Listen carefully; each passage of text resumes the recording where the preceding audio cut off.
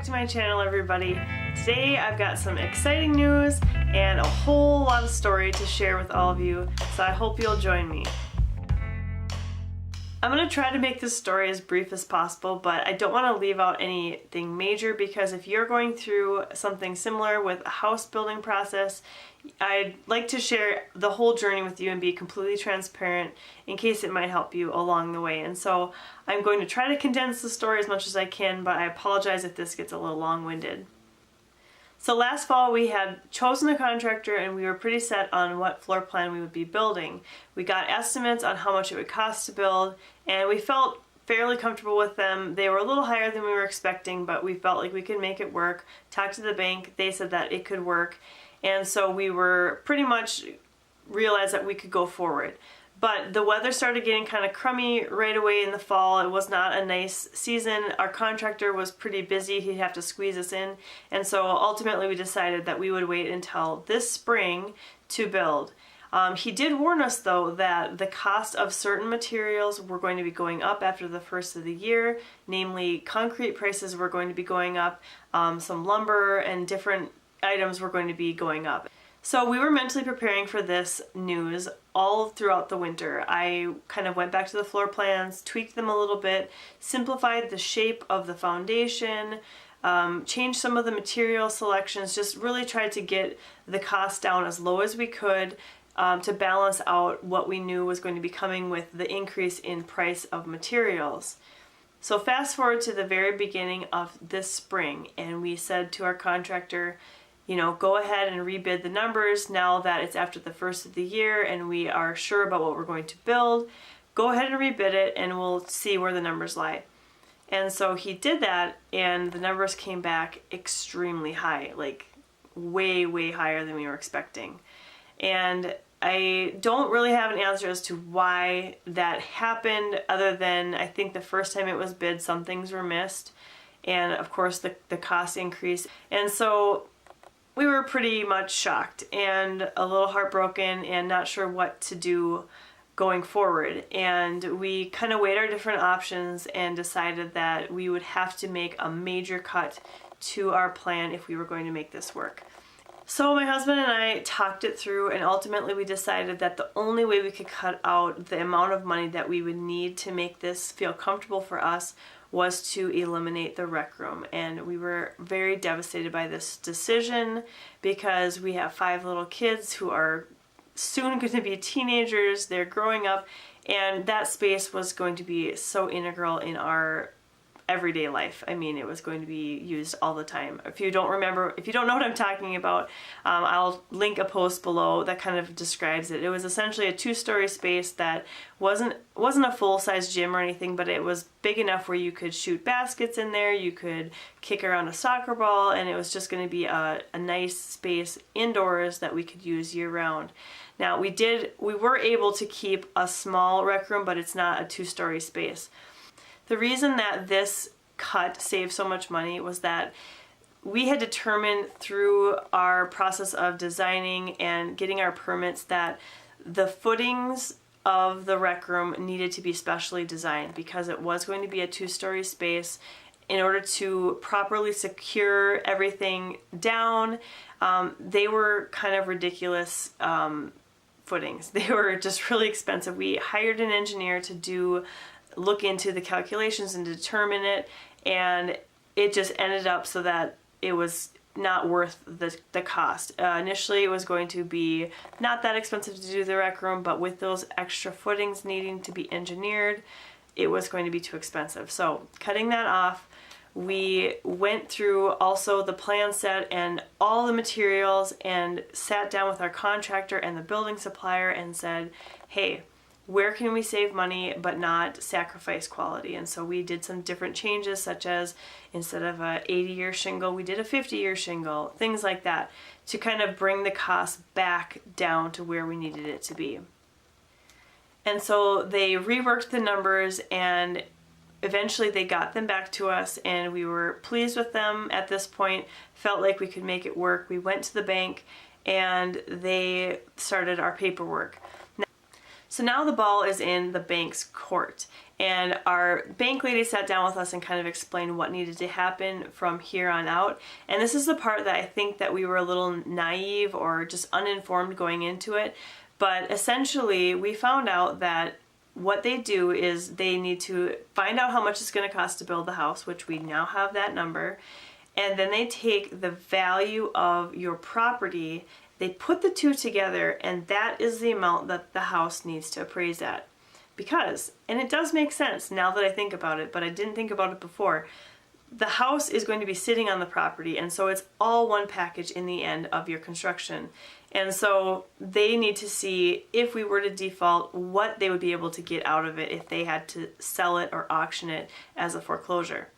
So fortunately and unfortunately, our property was valued pretty high, but because of the cost to build and the value of the land together, this house needed to appraise at what I consider an extremely high amount. And so the appraiser had our information, and we were set to wait about 2 weeks until we found out what the value would be. And in the meantime, I again was just assuming this was such a high number that there was no way that we were going to actually meet it, that I started doing a little bit of forecasting, I suppose you could say. I'm a planner, and I like to have some control of the situation and sort of like mentally prepare myself for things that would be to come. And so I thought to myself, okay, it probably won't appraise at this amount, but if it appraises at this amount, what could we do? Could we take some money from savings to make it work? Yes, no, and then down the line. So we had the take money from savings, option A. We had option B, where we have to maybe eliminate some of the features of the house, such as like in-floor heat.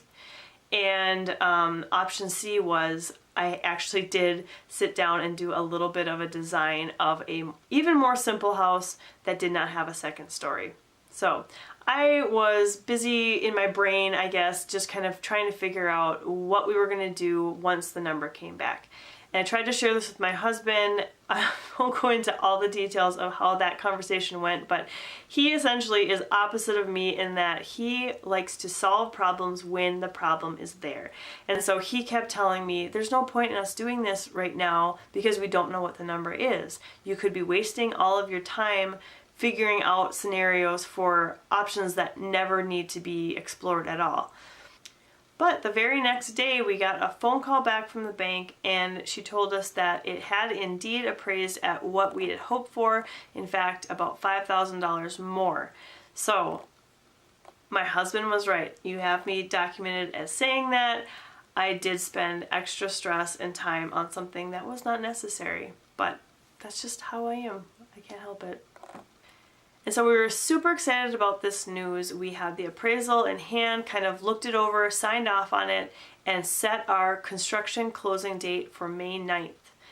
And so closing day came, and we brought in our cashier's check. That was a whole lot of money, and it was saved for this purpose, but it's just still really hard always to part with such a huge chunk of money. Handed that over, signed all the documents, took maybe about 35 to 40 minutes of signing documents and asking questions, and walked out of there basically just knowing that we would be able to build. But we did not yet have our building permit. We were expecting that soon, and we did get that the very next day. So I went in to pay for the building permit, which again is a lot of money, and we just basically thought, okay, this is a lot of money up front, but now we're done. And from here on out, all of the funds are going to just run through this loan, and we're going to pay interest on that amount until we close our final loan at the end of the construction process. But then the very next day, we get a phone call and they say, oh yeah, by the way, don't forget to get your sewer permit.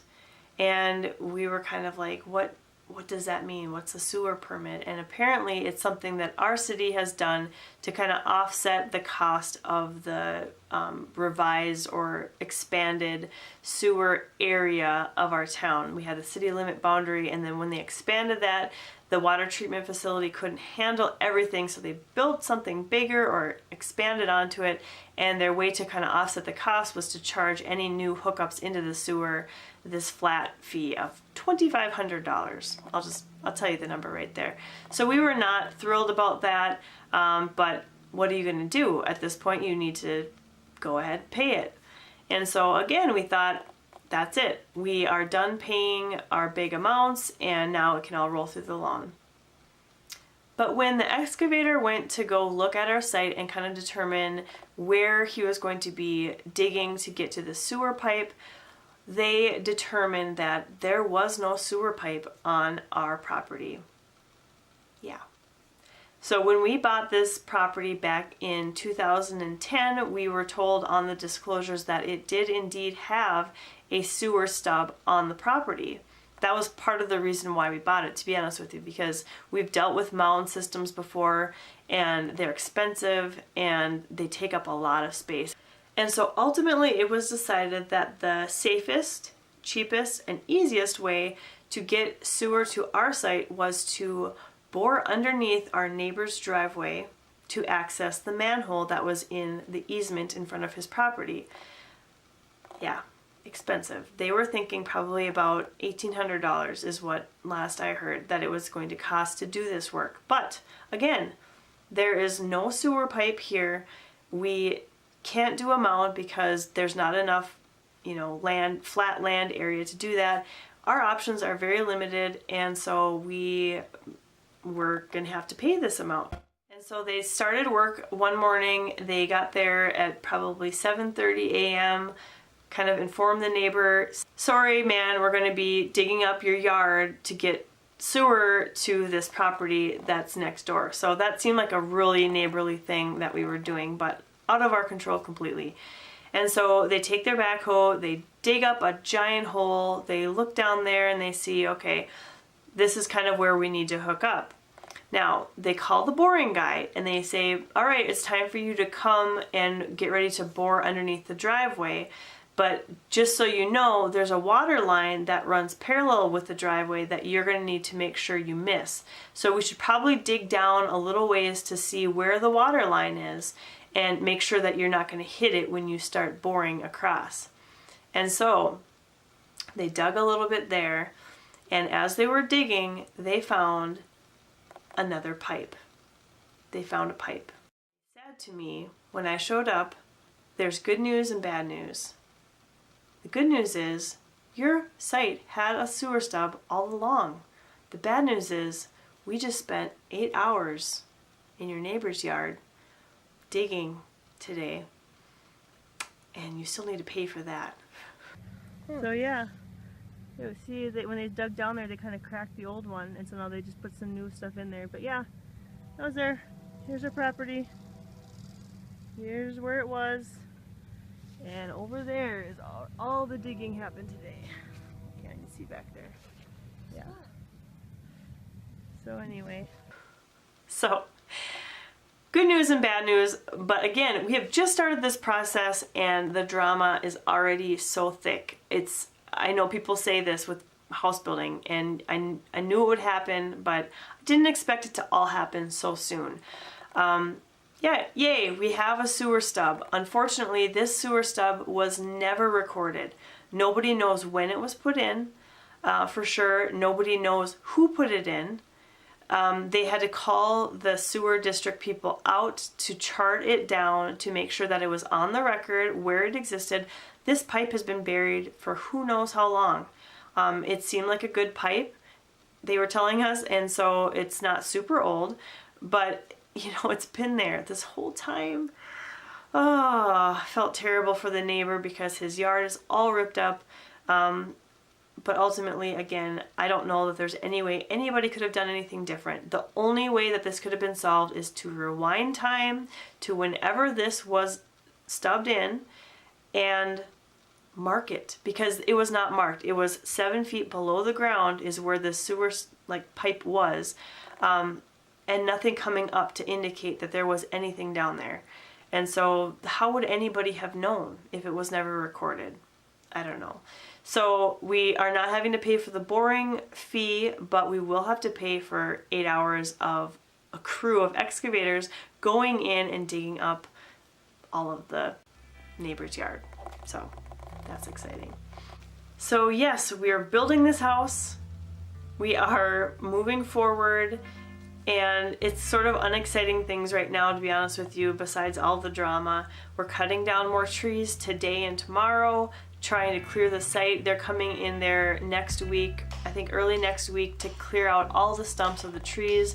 So that is where I'm going to leave this video, construction update number 2. I'm hoping that for the next construction update, I'll be able to share all about the site prep work. They're going to come take out all the stumps and get it leveled the way that it needs to be for the walkout, and then the pouring of the foundation. I'm hoping I can share 1 or 2, both of those things, for the next update, where things are starting to shape up and start looking like an actual house, because up till now it's still been very conceptual. So if you are interested in seeing a house being built from the ground up, I highly recommend that you would subscribe to this channel, and there's a little bell that you can also tap to make sure that you are notified when a new video is released, because YouTube has different algorithms and they don't always share just if you're subscribed. You have to also hit the bell. So thank you for watching today, and I will see you next time. If you enjoyed this video, please consider subscribing to this channel or visiting my website, arrowhillcottage.com, for more tips on creating a simple home and living an intentionally simple life.